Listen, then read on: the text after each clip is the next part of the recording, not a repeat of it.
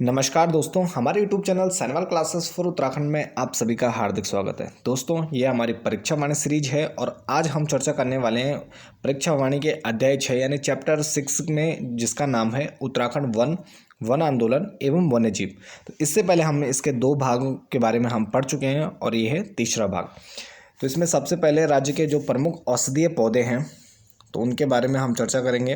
तो सबसे राज्य का जो प्रमुख औषधीय पौधे हैं तो इसमें झूला है, जो 5500 मीटर की ऊंचाई तक पाया जाता है। और यह जो इसकी प्रजाति है तो मक्कू या छड़ीला प्रजाति का यह पौधा होता है। और इसका जो उपयोग है तो उपयोग की बात करें, सांभर, गरम मसाला, रंग रोगन या हवन सामग्री और रेजिनाइड में इसका प्रयोग किया जाता है। और राज्य में जो ये प्रथम ग्रेड का झूला होता है, यानी जो औषधीय पौधे ये झूला है तो प्रथम ग्रेड का जो झूला होता है तो इसे फ्रांस को निर्यात किया जाता है। तो फ्रांस को ये निर्यात भी किया जाता है। इसके बाद दूसरा औषधीय पौधा है ब्राह्मी। यह एक बहुवर्षीय साग होता है और यह बुद्धिवर्धक माना जाता है। और यह मुख्य रूप से जो हरिद्वार जिला है तो हरिद्वार जिले में यह ब्राह्मी नामक जो ये साग पौधा है तो यह पाया जाता है। इसके बाद है घिंगारू। घिंगारू की बात करें तो 3600 मीटर की ऊंचाई तक लगभग यह पाया जाता है और यह फल के रूप में इसका उपयोग होता है। और हृदय रोग में इसे लाभकारी माना जाता है कि अगर किसी को हृदय रोग संबंधी समस्या है तो उसके लिए यह फल लाभकारी होता है। इसके बाद है सिकाकाई। तो सिकाकाई की बात करें तो यह 2500 मीटर तक यह पाया जाता है और पक्के फलों से आयुर्वेदिक शैम्पू इससे बनाया जाता है। जो इसके पक्के फल होते हैं उनसे आयुर्वेदिक शैम्पू के रूप में प्रयोग किया जाता है। इसके बाद है हमारा भीमल। तो भीमल के बात करें तो यह सभी भाग इसका उपयोगी होता है और इसकी जो कोमल शाखाएं होती हैं तो उन्हें शैम्पू की तरह उपयोग किया जाता है। और इसके जो पत्तियां होती हैं तो जो मवेशी होते हैं तो उनके लिए पत्तियों के रूप में इसका उपयोग किया जाता है। और साथ ही जो अन्य जो भीमल के अन्य जो शाखाएं होती हैं तो उन्हें ईंधन के रूप में उपयोग किया जाता है। इसके बाद है बिच्छू या कंडाली। तो बिच्छू या कंडाली की बात करें तो यह यूरोपीय मूल का एक औषधीय घास होता है और इसके पत्ते सब्जी के रूप में यहाँ पर जो स्थानीय लोग हैं तो उनके द्वारा प्रयोग किए जाते हैं। तो इसमें विटामिन और खनिज लवणों की अधिकता होती है और यह एनीमिया रोग का नाशक होता है। यानी अगर किसी को खून की कमी है तो उसके लिए जो बिच्छू घास है या कंडाली है तो यह काफ़ी लाभकारी होती है। और साथ में जो ये बिच्छू या कंडाली घास के पत्ते होते हैं तो उनसे दाल के उसमें काफली टाइप की बनाई जाती है या हरे सब्जी के रूप में भी इसका प्रयोग किया जाता है। इसके बाद है भेंकल। भेंकल की बात करें तो यह 4000 मीटर की ऊंचाई तक यह औषधीय पौधा पाया जाता है और भोटिया जनजात द्वारा इसके बीज से तेल निकाला जाता है। और यह जो गठिया रोग होता है तो उसमें यह लाभकारी होता है। तो भेंकल 4000 मीटर की ऊंचाई पर पाया जाता है। भोटिया जनजाति जो उच्चतम जो हमारा वृहत हिमालय है तो वृहत हिमालय में पाए जाने वाली जो जनजाति है भोटिया जनजाति द्वारा बीज से तेल निकाला जाता है। इसके बाद अगला जो हमारा औषधीय पौधा है तो वह है किलमोड़ा। तो किलमोड़ा की बात करें तो इसे दारो हरिद्रा या जरिस्क के नाम से भी जाना जाता है और यह शीतोष्ण प्रकार की औषधि होती है। जड़ और लकड़ी में उपस्थित होता है बर्बेरियम हाइड्रोक्लोराइड। तो इसमें बर्बेरियम हाइड्रोक्लोराइड इसकी जड़ और इसकी जो लकड़ी होती है तो उसमें ये उपस्थित होता है। और इसका जो रसौंद के रूप में इसका प्रयोग आँखों के रोगोपचार में भी किया जाता है। यानी आँख संबंधी अगर किसी को रोग होता है तो उसके रोग में भी इसका प्रयोग किया जाता है। और वन्य जीव अधिनियम के तहत यह प्रथम श्रेणी में रखा गया है। तो यह महत्वपूर्ण है कि जो वन्य जीव अधिनियम बनाया गया है तो उसके तहत इसे प्रथम श्रेणी का जो औषधीय पौधा है उसमें रखा गया है। इसके बाद है ममीरा। तो ममीरा की जड़ें पीले रंग की होती हैं और इसे पीला जड़ी के नाम से भी जाना जाता है। और इसका जो सूरमा लगाने से काफ़ी लाभकारी होता है और साथ में इसे टॉनिक के रूप में भी प्रयोग किया जाता है। इसके बाद है अमेज। अमेज को हिप्पोपी के नाम से भी जाना जाता है। कैल्शियम, फास्फोरस और लौह तत्वों की इसमें अधिकता होती है और इसे स्थानीय रूप में टमाटर के रूप में भी इसका प्रयोग किया जाता है। और साथ ही इसे दवा से लेकर सौंदर्य प्रशासन तथा टॉनिक बनाने की सामग्री में भी इसका उपयोग किया जाता है। तो यह जो अमेज है तो मुख्यतः जो अगर हम पहाड़ों की बात करें तो पहाड़ों में स्थानीय लोग इसे टमाटर के रूप में प्रयोग करते हैं। इसके बाद हमारा जो अगला औषधीय पौधा है तो वह है धुनेर, जिसकी खेती हमारे उत्तराखंड में की जाती है और यह 2000 मीटर की ऊंचाई तक लगभग यह पाया जाता है। यह टेक्सास प्रजाति का पौधा होता है और अमेरिका में इसमें कैंसर के इलाज हेतु टेक्साल नामक रसायन की खोज की गई है। तो धुनेर पौधे से टेक्साल नामक रसायन की जो खोज की गई है तो यह अमेरिका द्वारा की गई है, जो कैंसर के रोग के इलाज में लाभकारी होता है। इसके बाद ऊंचाई के क्रम में मिलने वाले कुछ प्रमुख उपयोगी वनस्पतियों की बात करें तो लगभग 1000 मीटर की जो ऊंचाई है तो यहाँ पर अनंतमूल, गिलोय, पनिया, वन तुलसी, अदरक, तेजपात, अश्वगंधा, इलायची, शतावरी, मेंथा और भांग, जो ये प्रमुख औषधीय पौधे होते हैं तो 1000 मीटर की ऊंचाई तक ये पाए जाते हैं। इसके बाद 1000 से 1500 की बात करें तो यहाँ पर केसर, ब्रंती, बलोरियम, चाय, पायरेथम, जिरेनियम, कड़वी और हंसराज, तो ये कुछ प्रमुख औषधीय पौधे हैं जो 1000 से 1500 मीटर की ऊंचाई तक पाए जाते हैं। इसके बाद 1500 से 2700 मीटर की ऊंचाई वाले जो औषधीय पौधे हैं इसमें समोया, पातीवन, अजवाइन, चिरायता, नैर, ब्रजदंती, महाधेता, वनपशा, धतूरा, कड़वी, पाषाण, भेद मकोय, कपूर, कचरी, ममीरी, हंसराज, रतनजोत, डोलू, हींग और सोमलता, तो ये प्रमुख कुछ औषधीय पौधे हैं जो 1500 से 2700 मीटर की ऊंचाई तक पाए जाते हैं। और इसके बाद लगभग जो 2700 मीटर की ऊंचाई तक पाए जाते हैं तो ये हैं कुटकी, वन ककड़ी, साल मिश्री, लेवेंडर, निर्विशी, रीठा और गदरायन, तो ये कुछ प्रमुख औषधीय पौधे हैं जो लगभग 2700 मीटर की ऊंचाई तक पाए जाते हैं। इसके बाद जड़ी बूटी संग्रहण, विपणन, संरक्षण एवं शोध की बात करते हैं तो यहाँ पर जो परीक्षा वाणी में दिए गए हैं तो उन सभी चीज़ों को हमने कवर किया है। तो जड़ी बूटी संग्रहण, विपणन और संरक्षण एवं शोध से संबंधित, तो सामान्यतः उत्तराखंड में जो प्राकृतिक रूप से जड़ी बूटियों यहाँ पर उगी होती हैं और इसको यहाँ पर वानस्पतिक बगीचा कहकर भी संबोधित किया गया है प्राचीन ग्रंथों में। तो यहाँ पर सामान्यतः हम देखते हैं कि प्राकृतिक जो पहाड़ी क्षेत्र है तो यहाँ पर विभिन्न प्रकार की जड़ी बूटियाँ स्वयं उगी होती हैं, जिसमें हमें रीठा, हरड़, तेजपात, बहेड़ा, आंवला आदि का रोपण कर उत्पादन भी करते हैं। और साथ में जो प्राकृतिक जड़ी बूटियाँ हैं तो इनको जो हमारी राज्य सरकार है तो उसके द्वारा भी और साथ में जो स्थानीय लोग हैं तो उनके द्वारा भी यहाँ पर उत्पादन किया जाता है। तो कुमाऊं क्षेत्र में सर्वप्रथम, यानी हमारे पूरे उत्तराखंड की बात करें तो यहाँ पर सर्वप्रथम जो खेती की जाती है जड़ी बूटियों की तो 1903 में यहाँ पर यूपी कृषि निदेशालय के तहत, उस समय क्योंकि हम जानते हैं 9 नवंबर 2000 से पहले हमारा उत्तराखंड उत्तर प्रदेश का अंग रहता है, तो उत्तर प्रदेश कृषि निदेशालय के तहत यहाँ पर बेलाडोना की खेती यहाँ पर सर्वप्रथम प्रारंभ की जाती है। और 1903 में, तो सर्वप्रथम ये काफ़ी महत्वपूर्ण है, आपको ध्यान रखना है कि 1903 में यूपी कृषि निदेशालय द्वारा यहाँ पर बेलाडोना की खेती प्रारंभ की जाती है। और इसके बाद यहाँ पर राज्य में उत्पादित कुछ औषधियों की बात करें तो अफीम, कुटकी, पायरेथियम, जिरेनियम, बायोडीजल के लिए जोट्रिफा की खेती की जाती है। और यहाँ पर जब 1903 में यहाँ पर सर्वप्रथम बेलाडोना की खेती प्रारंभ हुई तो उसके बाद यहाँ पर 1972 में जड़ी बूटी संग्रहण का कार्य सहकारिता विभाग द्वारा प्रारंभ किया जाता है। तो जड़ी बूटियों को इकट्ठा करने का कार्य सर्वप्रथम 1972 में सहकारिता विभाग के द्वारा प्रारंभ किया जाता है और उस समय ये उत्तर प्रदेश सहकारिता विभाग द्वारा प्रारंभ किया जाता है। और जड़ी बूटी विकास योजना के तहत इस कार्य को सहकारिता विभाग प्रारंभ करता है। और उसके बाद 1980 में इस कार्य को आगे बढ़ाते हुए 1980 में जिलेवार भेषज सहकारी संघों की स्थापना की जाती है। तो 1980 में जिलेवार भेषज सहकारी संघों की स्थापना की गई। 1972 में जड़ी बूटी संग्रहणों का कार्य जड़ी बूटी विकास योजना के तहत सहकारिता विभाग द्वारा प्रारंभ किया जाता है। तो इसके बाद जड़ी बूटियों के संरक्षण, संग्रहण तथा विपणन से जुड़ी कुछ प्रमुख संस्थाएं हैं, जिनमें Indian drugs and pharmaceuticals limited, तो ये ऋषिकेश देहरादून में है। इंडियन मेडिसिन फार्मास्यूटिकल्स लिमिटेड, ये मोहान अल्मोड़ा के क्षेत्र में है। Indian institute of Ayurvedic for drug research, तो ये ताड़ीखेत अल्मोड़ा में है। तो ये जड़ी बूटियों से संबंधित कुछ महत्वपूर्ण संस्थाएं हैं जो उनको संरक्षण, संग्रहण और उनको विपणन यानी बेचने का कार्य कर रही हैं। इसके अलावा कुमाऊं मंडल विकास निगम, जिसका मुख्यालय नैनीताल है, तो उसके द्वारा भी यहाँ पर जड़ी बूटी संरक्षण, संग्रहण का कार्य किया जाता है। कोऑपरेटिव ड्रग फैक्ट्री, ये रानीखेत अल्मोड़ा में है। गढ़वाल मंडल विकास निगम, इसका मुख्यालय पौड़ी गढ़वाल में है। तो इनके द्वारा भी यहाँ पर जड़ी बूटी संरक्षण या संग्रहण तथा विपणन का कार्य किया जा रहा है। तो जड़ी बूटी और औषधीय क्षेत्र में शोध एवं विकास संस्थान। तो कुछ प्रमुख संस्थान हैं। उच्च स्तरीय पौध एवं शोध संस्थान, तो ये स्थित है श्रीनगर में। और यहाँ से डायरेक्ट क्वेश्चन बनते हैं कि बताइए कि निम्न में से ये संस्थान कहाँ है। तो आपको ध्यान रखना है कि उच्च स्तरीय पौध एवं शोध संस्थान ये श्रीनगर पौड़ी गढ़वाल में है। जड़ी बूटी शोध एवं विकास केंद्र ये गोपेश्वर चमोली में है। और औषधीय एवं सुगंधित पौध संस्थान जो सिमैप भी कहलाता है, तो ये पंतनगर में है। तो उच्च स्तरीय पौध एवं शोध संस्थान श्रीनगर, जड़ी बूटी शोध एवं विकास संस्थान गोपेश्वर चमोली में, और औषधीय एवं सुगंधित पौध संस्थान सिमैप है पंतनगर में। इसके अलावा रसायन विभाग एवं वनस्पति विभाग कुमाऊं विश्वविद्यालय, तो ये नैनीताल में है।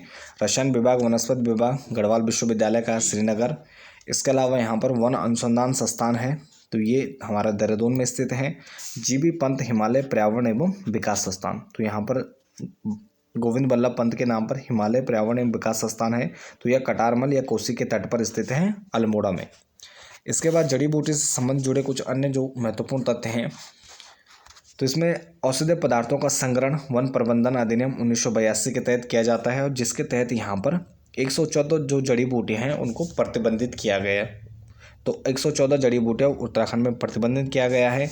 और कुछ जड़ी बूटियाँ ऐसी हैं जिनके आयात पर, यानी बाहर से आप उनको नहीं मंगवा सकते, तो आयात पर भी प्रतिबंध लगाया गया है। तो 44 पौधों के आयात पर प्रतिबंध लगाया गया है।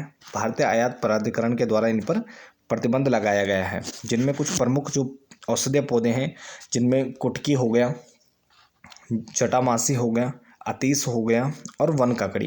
तो ये प्रमुख जो पौधे हैं, तो इनके आयात पर प्रतिबंध लगाया गया है। और इसके बाद राज्य को हर्बल स्टेट घोषित किया गया। तो यहाँ पर उत्तराखंड को हर्बल स्टेट घोषित किया गया है।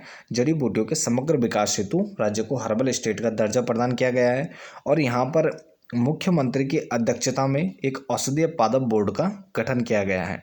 तो राज्य को हर्बल स्टेट घोषित करते हुए औषधीय पादप बोर्ड का गठन किया गया है, जिसके अध्यक्ष स्वयं मुख्यमंत्री होते हैं। और यहाँ पर सगंध पादप केंद्र सेलाकुई की स्थापना की गई है, जो सगंध पादप कृषिकरण प्रसंस्करण एवं विपणन हेतु इस केंद्र की स्थापना की गई है। और ये भी पूछा जा चुका है कि सगंध पादप केंद्र कहाँ स्थित है, तो ये स्थित है सेलाकुई में। इसके अलावा जब हर्बल स्टेट्स को घोषित कर दिया, औषधीय पादप बोर्ड का गठन कर दिया, अध्यक्ष स्वयं मुख्यमंत्री होते हैं, तो यहाँ पर हर्बल गार्डनों की भी स्थापना की गई है, जिसमें 29 जड़ी बूटी पौधालय मुनि की रेती ऋषिकेश में बनाए गए हैं। तो यहाँ पर जड़ी बूटी पौधालय भी बनाए गए हैं, और यहाँ पर मुनि की रेती ऋषिकेश में हर्बल गार्डन की स्थापना की गई है। और साथ ही जब यहाँ पर जड़ी बूटियों को उगाने का कार्य प्रारंभ हुआ है, तो इसके बाद जड़ी बूटी मंडियों की भी यहाँ पर स्थापना की गई है, जिसमें प्रमुख कुछ मंडियाँ हैं ऋषिकेश, टनकपुर, रामनगर। और इनका जो मुख्य उद्देश्य है कि विपणन को सुव्यवस्थित करना। तो यानी जो हमारी जड़ी बूटियाँ हैं, तो उनको विपणन को सुव्यवस्थित करने के लिए यहाँ पर प्रमुख जड़ी बूटी मंडियों का निर्माण किया गया, जिसमें ऋषिकेश, टनकपुर और रामनगर प्रमुख हैं। तो यहाँ पर जड़ी बूटियों से संबंधित उद्योगों की बात करें तो 300 से अधिक उद्योग हरिद्वार में स्थापित किए गए हैं जड़ी बूटी से संबंधित, और 184 से अधिक उद्योग सेलाकुई यानी देहरादून में है, जो जड़ी बूटी से संबंधित उद्योग यहाँ पर स्थापित किए गए हैं। इसके बाद हमारा अगला संस्थान है FRI। तो FRI की बात करें तो forest research institute of India. तो FRI सभागार पूरे एशिया में लकड़ी से निर्मित क्या है, एकमात्र इसका हॉल है। तो FRI का पूरे एशिया में लकड़ी से निर्मित एकमात्र हॉल है, और इसमें साथ ही 6 संग्रहालय भी बने हुए हैं। तो FRI में 6 संग्रहालय भी हैं, और इसका जो सभागार भवन है, तो उसमें 18,000 काष्ठ नमूनों के साथ एक काष्ठ संग्रहालय की भी स्थापना की गई है। तो ये हमारे लिए काफ़ी महत्वपूर्ण हो जाता है। और इसके अगर मुख्य कार्य की हम बात करें तो FRI का जो मुख्य कार्य है, तो वानिकी संस्थान नीति को सूत्रित करना। तो वानिकी संस्थान की जो नीति है उसको सूत्रित करना, और साथ में संगठक संस्थानों और केंद्रों से संबंधित संगठन एवं विश्वविद्यालय के वानिकी अनुसंधान कार्यक्रमों का समन्वय करना भी होता है। तो यानी जो उससे जुड़े हुए संस्थान हैं, तो उनको कोऑर्डिनेट करना, और साथ में जो विश्वविद्यालय के जो कार्य होते हैं, तो उन कार्यक्रमों को आगे बढ़ाना। तो FRI को जो डीम्ड विश्वविद्यालय के दर्जा की बात करें तो यहाँ पर 1991 में FRI को डीम्ड विश्वविद्यालय का दर्जा दिया जाता है, और 2006 में इसके द्वारा प्लैटिनम जुबली भी मनाई जाती है 100 वर्ष पूर्ण होने पर। तो 100 वर्ष का कार्यकाल पूर्ण होने पर FRI के द्वारा प्लैटिनम जुबली मनाई गई 2006 में। तो ये दोनों प्रश्न बन चुके हैं कि 2006 में FRI द्वारा प्लेटिनम जुबली कब मनाई गई? तो 2006 में। और इसको डीम्ड विश्वविद्यालय का दर्जा कब मिला? तो 1991 में। अब इसकी बात करें तो 1929 में कोलाघाट में देहरादून में एक और अनुसंधान केंद्र की स्थापना की जाती है। वन अनुसंधानशाला की साथ में स्थापना की जाती है। तो एक अनुसंधान केंद्र और एक वन अनुसंधानशाला की स्थापना की जाती है 1929 में कोलाघाट के क्षेत्र में। इसके अलावा इंडियन फॉरेस्ट रेंजर कॉलेज, यानी जो वर्तमान में जिसका नाम इंदिरा गांधी राष्ट्रीय वन अकादमी है, तो यह 1938 में स्थापित की जाती है। और इसमें जो इंदिरा गांधी शब्द है तो यह 1987 में जोड़ा गया। तो 1938 में इस कॉलेज की स्थापना की जाती है, इंडियन फॉरेस्ट रेंजर कॉलेज की। और इंदिरा गांधी शब्द इसमें 1987 में जोड़ा जाता है। इसके बाद वन संबंधी आंदोलन। तो उत्तराखंड में हम देखते हैं कि यहाँ पर जो वन है तो वो हमारे लिए काफ़ी महत्वपूर्ण है। और यहाँ पर जैसे जैसे ब्रिटिश सरकार ने यहाँ पर अपना जो शासन प्रशासन है तो उसका विस्तार करना प्रारंभ किया, तो यहाँ पर हम देखते हैं कि वनों पर विभिन्न प्रकार की पाबंदियाँ लगाई जाती हैं, जिससे यहाँ के जो स्थानीय लोग हैं तो वह ब्रिटिश सरकार के खिलाफ आंदोलन प्रारंभ करते हैं। तो इस क्रम में हम देखते हैं कि यहाँ पर काफ़ी प्रमुख आंदोलन होते हैं। तो इन आंदोलन के बारे में हम चर्चा करेंगे। तो सबसे पहला जो प्रमुख आंदोलन होता है तो यह होता है रवाई आंदोलन। तो रवाई आंदोलन, और इसके बाद हम देखते हैं कि जो हमारा ब्रिटिश काल है तो इसमें भी कुछ प्रमुख आंदोलन होते हैं। और साथ ही उसके बाद हम देखते हैं यहाँ पर जब हमारा जो उत्तराखंड है, उत्तर प्रदेश का अभिन्न अंग रहता है, तो यहाँ पर उत्तर प्रदेश सरकार द्वारा भी कुछ वन बंदोबस्त करवाए जाते हैं, जिससे यहाँ की जनता काफ़ी नाखुश होती है और राज्य सरकार के खिलाफ भी यहाँ पर वन आंदोलन होते हैं। तो सबसे पहले ब्रिटिश काल की बात करें तो यहाँ पर जो प्रमुख वन आंदोलन होता है रवाई आंदोलन, तो ये होता है हमारा 1930। उसके बाद यहाँ पर चिपको आंदोलन देखने को मिलता है आज़ादी के बाद 1974 में। उसके बाद 1977 में यहाँ पर हमारे संपूर्ण उत्तराखंड में वन आंदोलन होते हैं। फिर डुंगी पैंतोली का आंदोलन है, पानी राखो आंदोलन है, रक्षा सूत्र आंदोलन 1994 है, झपटो छिनो आंदोलन 1998 है और मैती आंदोलन 1996 है।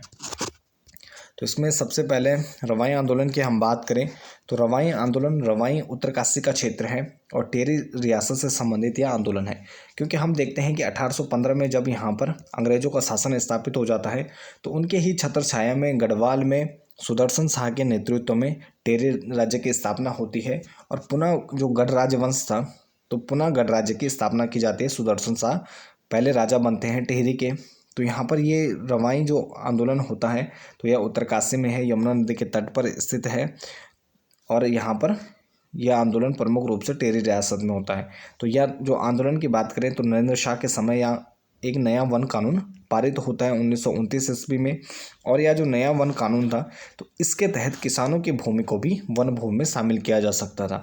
अब आप सोचिए, जब किसानों के पास जो भूमि रहती है उसको वन भूमि में शामिल कर दिया तो यहाँ पर लोगों के पास यानी कृषकों के पास सिर्फ आंदोलन ही एकमात्र जरिया रहता है। तो यहाँ पर वन भूमि में शामिल करने का जैसे यहाँ पर कानून बनता है तो उसके बाद यहाँ पर रवाई के क्षेत्र में वहाँ की जनता स्वयं को आज़ाद पंचायत के रूप में घोषित कर देती है और विद्रोह करना प्रारंभ कर देती है। तो इस क्रम में यहाँ पर विद्रोह होना शुरू हो जाता है और 30 मई 1930 को यहाँ पर रवाई कांड घटित होता है, या जिसे तिलाड़ी कांड के नाम से जाना जाता है। तो यहाँ पर टिहरी के दीवान रहते हैं दीवान चक्रधर जुयाल और शासक रहते हैं नरेंद्र शाह। तो नरेंद्र शाह के समय यह घटना है 30 मई 1930 की। दीवान चक्रधर जुयाल के आगे से सेना जनता पर गोलियां चलवाती है और इसमें सैकड़ों किसान व जो आम जनता है वह शहीद हो जाती है।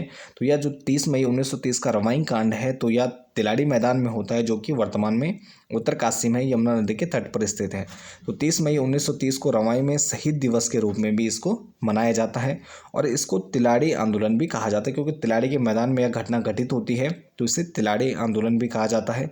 तो 30 मई 1930 को रवाई के क्षेत्र में शहीद दिवस के रूप में भी लोगों द्वारा मनाया जाता है। इसके बाद हमारा अगला आंदोलन चिपको आंदोलन। तो चिपको आंदोलन की बात करें तो इसका प्रारंभ 1974 में होता है और 1974 में इस आंदोलन में जो 72 में वनों की अंधाधुंध कटाई प्रारंभ होती है तो इसके खिलाफ जो 23 वर्ष एक विधवा महिला रहती है गौरा देवी, तो उसके द्वारा यहाँ पर आंदोलन प्रारंभ किया जाता है। और इस आंदोलन का जो मुख्य क्षेत्र है तो वह गोपेश्वर का रेणी गाँव है।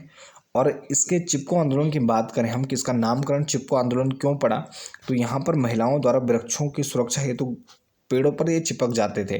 तो पेड़ों पर चिपकने के कारण उनको बचाने के लिए पेड़ों पर चिपकने के लिए इस आंदोलन का नाम ही चिपको आंदोलन रखा गया।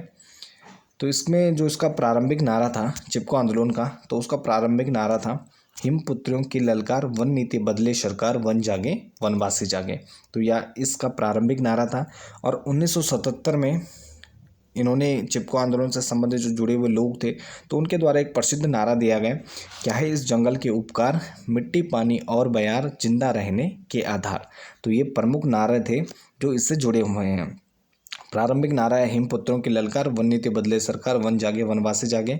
और 1977 में दिया गया, क्या है इस जंगल के उपकार, मिट्टी पानी और बयार, जिंदा रहने के आधार। और इस आंदोलन को शिखर पर पहुंचाने की बात करें, क्योंकि प्रारंभ तो 23 वर्षीय विधवा महिला थी गौरा देवी, तो रैणी गांव से इसका प्रारंभ होता है। और इसको आंदोलन को जो विस्तार देने की बात करें तो सुंदरलाल बोगड़ा और चंडी प्रसाद भट्ट द्वारा इसको आंदोलन को शिखर पर पहुंचाया जाता है और संपूर्ण उत्तराखंड को इसमें शामिल किया जाता है। तो सुंदरलाल बोगड़ा द्वारा एक प्रमुख नारा दिया गया था इस आंदोलन के दौरान, हिमालय बचाओ देश बचाओ का नारा। और चंडी प्रसाद भट्ट को यहाँ पर इस आंदोलन के लिए प्रमुख रूप से पर्यावरण के क्षेत्र में कार्य करने के लिए 1982 में रैमन मैग्सेसे पुरस्कार से भी सम्मानित किया जा चुका था। तो ये काफ़ी महत्वपूर्ण है हमारे लिए कि चंडी प्रसाद भट्ट को 1982 में रैमन मैग्सेसे पुरस्कार से सम्मानित किया गया। इसके बाद 1977 का आंदोलन वन आंदोलन है। तो यहाँ पर क्या होता है कि जो तत्कालीन यूपी सरकार रहती है तो उसके द्वारा वनों की नीलामी प्रारंभ होती है अक्टूबर 1977 में। और उसी नीलामी के विरुद्ध में व्यापक आंदोलन होने प्रारंभ हो जाते हैं। और नीलामी की तिथि को फिलहाल जो राज्य सरकार है आंदोलन को देखते हुए स्थगित कर देती है और 27 नवंबर 1977 को तय कर देती है कि जो अक्टूबर में नीलामी होनी थी तो उसे नवंबर में 27 नवंबर को तय कर देती है। और इसका परिणाम क्या होता है कि राज्य स्तरीय आंदोलन प्रारंभ हो जाते हैं। फरवरी 1978 में उत्तराखंड पहली बार इस वन आंदोलन में बंद होता है। तो यह काफ़ी महत्वपूर्ण है कि उत्तराखंड पहली बार बंद कब हुआ, तो फरवरी 1978 में जो इस 77 का वन आंदोलन था तो इसी के तहत सर्वप्रथम उत्तराखंड पहली बार बंद होता है। द्वाराहाट के चौंचरी व पालड़ी में जनता के द्वारा ढोल और नगाड़ों के साथ वन कटान को बंद कराया गया। तो द्वाराहाट की जो जनता है तो यहाँ पर चांचरी और पालड़ी नामक गांव है, तो यहाँ पर जनता ढोल नगाड़ों के साथ वन कटान को बंद करवाती है। इसके बाद जो अगला प्रमुख आंदोलन होता है तो ये होता है डुंगी पैंतोली आंदोलन। तो डुंगी पैंतोली आंदोलन की बात करें तो डुंगी पैंतोली गांव है चमोली जिले में, और यहाँ पर बांज का जंगल काटा जा रहा था तो उसके विरुद्ध यहाँ पर आंदोलन प्रारंभ होता है। और बांज का जंगल सरकार द्वारा उद्यान विभाग को हस्तांतरित किया जाता है। तो यहाँ पर जब जो हमारी राज्य सरकार रहते तत्कालीन यूपी सरकार तो उद्यान विभाग को ये हस्तांतरित करती है। इस कारण यहाँ के जो स्थानीय लोग हैं तो इसको विरोध करते हैं और इसके खिलाफ यहाँ पर आंदोलन करते हैं और उसके बाद राज्य सरकार को अपना फैसला वापस लेना पड़ता है। इसके बाद हमारा अगला प्रमुख आंदोलन है पानी राखो आंदोलन।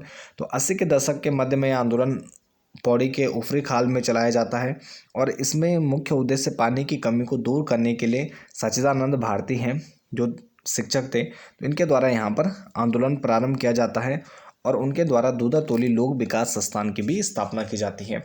तो एक संस्था की स्थापना होती है दूधातोली लोक विकास संस्थान, और ये सच्चिदानंद भारती के नेतृत्व में आंदोलन चलाया जाता है। और इस आंदोलन के तहत 15 लाख से भी अधिक पौधों का वृक्षों का रोपण किया जाता है। और साथ में जो महिला मंगल दल हैं तो उनके द्वारा यहाँ पर मुख्य भूमिका निर्वहन किया जाता है। तो यहाँ पर पानी रखो आंदोलन सच्चिदानंद भारती के द्वारा चलाया गया ऊपरी खाल पौड़ी गढ़वाल में, और दूधातोली लोक विकास संस्थान की स्थापना की जाती है। इसके बाद है रक्षा सूत्र आंदोलन। तो रक्षा सूत्र आंदोलन 1994 से आंदोलन प्रारंभ होता है और रक्षा सूत्र इसका जो नाम है तो वृक्षों पर रक्षा सूत्र बांधकर बचाने का जो संकल्प लेने के कारण इसको रक्षा सूत्र आंदोलन कहा गया। और टिहरी के जो भिलंगना घाटी है तो यहाँ पर ये आंदोलन प्रारंभ होता है भिलंगना घाटी में, और इसका जो कारण है तो ऊंचाई पर वृक्षों के कटान पर लगे प्रतिबंध को हटाना। तो यानी ऊंचाई पर जो वृक्ष थे तो उसके कटान पर जो प्रतिबंध लगा हुआ था तो राज्य सरकार उसको हटा देती है और यूपी वन विभाग द्वारा 2500 वृक्षों को यहाँ पर चिन्हित किया जाता है टिहरी के भिलंगना के क्षेत्र में। तो यहाँ पर फिर रक्षा सूत्र आंदोलन जनता विरोध करती है, रक्षा सूत्र आंदोलन प्रारंभ होता है और इस आंदोलन का प्रभाव उत्तरकाशी के क्षेत्र पर भी पड़ता है और वहाँ के लोग भी आंदोलन करते हैं। तो भिलंगना घाटी के डाल गाँव, खवाड़ा, भेंटी, भिगुन, तिनगढ़ आदि गांवों के सैकड़ों महिलाओं द्वारा यहाँ पर आंदोलन किया जाता है। और जो यह आंदोलन था तो रक्षा सूत्र आंदोलन के दौरान रयाला के गांवों के जो वृक्ष थे उनको भी चिन्हित किया जाता है और जब यहाँ पर जनता आंदोलन करती है तो वो वृक्ष बच जाते हैं। तो रयाला के जंगल में आज भी कटान पर जो चिन्ह लगे हुए हैं, उसके बाद भी यहाँ पर जो वृक्ष क्या है, सुरक्षित हैं। तो यानी जो पहले काटने से पहले कटान चिन्ह लगाया जाता था, तो यहाँ पर रयाला के जंगलों में वो आज भी लगे हुए हैं और उसके बाद भी यहाँ पर जनता के आंदोलन के कारण उन वृक्षों को बचा लिया गया था। इस आंदोलन का जो प्रमुख नारा था, तो आंदोलन का रक्षा सूत्र आंदोलन का प्रमुख नारा था कि ऊंचाई पर पेड़ रहेंगे, नदी ग्लेशियर टिके रहेंगे, पेड़ कटेंगे, पहाड़ टूटेंगे, बिना मौत के लोग मरेंगे, जंगल बचेंगे, देश बचेगा, गांव गांव खुशहाल रहेगा। इसके बाद आंदोलन है झपटो छीनो आंदोलन। तो झपटो छीनो आंदोलन का जो उद्देश्य था, वनों पर जनता का परंपरागत हक है तो उसको बहाल करना, साथ में नंदा देवी राष्ट्रीय पार्क का प्रबंधन ग्रामीणों को सौंपना। तो नंदा देवी राष्ट्रीय पार्क जो चमोली जिले में स्थित है, तो यहाँ पर चमोली के जो प्रमुख गाँव हैं, रैणी, लाता, तोलमा, तो आदि गाँवों की जनता यहाँ पर आंदोलन करती है। 21 जून 1998 से यहाँ धरना प्रारंभ होता है और 15 जुलाई को यहाँ पर 1998 में जो ग्रामीण हैं यहाँ के, तो वो मवेशियों के साथ नंदा देवी पार्क में घुस जाते हैं। और यहाँ पर उनकी जो प्रमुख मांग रहती है, एक तो वनों पर जनता का जो परंपरागत हक है तो उसको बहाल करना, और साथ में जो नंदा देवी पार्क का प्रबंधन है, तो उसका जो प्रबंधन है तो वो स्थानीय ग्रामीणों को दिया जाए और उनके द्वारा ही प्रबंधन किया जाएगा। इसके बाद हमारा अगला आंदोलन है मैती आंदोलन। तो मैती आंदोलन की बात करें तो मैती का अर्थ होता है मायका, और यहाँ पर इसके जो जनक हैं तो कल्याण सिंह रावत जी इसके जनक हैं, और 1996 में यह आंदोलन प्रारंभ होता है। तो आंदोलन के तहत इस आंदोलन मैती आंदोलन में विवाह समारोह, जो गाँव में विवाह समारोह होते हैं, तो उसके दौरान यहाँ पर वर वधू के द्वारा यहाँ पर एक वृक्षारोपण किया जाता है, और उस पौधे को जो उस वधू के मायके वाले होते हैं तो उनके द्वारा, मायके पक्ष के द्वारा उसकी देखभाल करनी होती है। तो यहाँ पर मैती आंदोलन, इस आंदोलन को प्रारंभ करने वाले हैं कल्याण सिंह रावत जी। तो ये हमारे उत्तराखंड में कुछ प्रमुख आंदोलन थे जो वनों से संबंधित आंदोलन थे। तो यह वीडियो थोड़ा लंबी हो जाएगी, तो इसको हम नेक्स्ट भाग में देखेंगे। तो इसके साथ इस वीडियो को यहीं पर समाप्त करते हैं। बाकी आप बने रहें चैनल के साथ। इसकी PDF हमारे आप टेलीग्राम से जुड़ जाइए, तो टेलीग्राम में इसकी मैं PDF दे दूँगा। बाकी बने रहें चैनल के साथ। मिलते हैं एक नेक्स्ट टॉपिक में। धन्यवाद।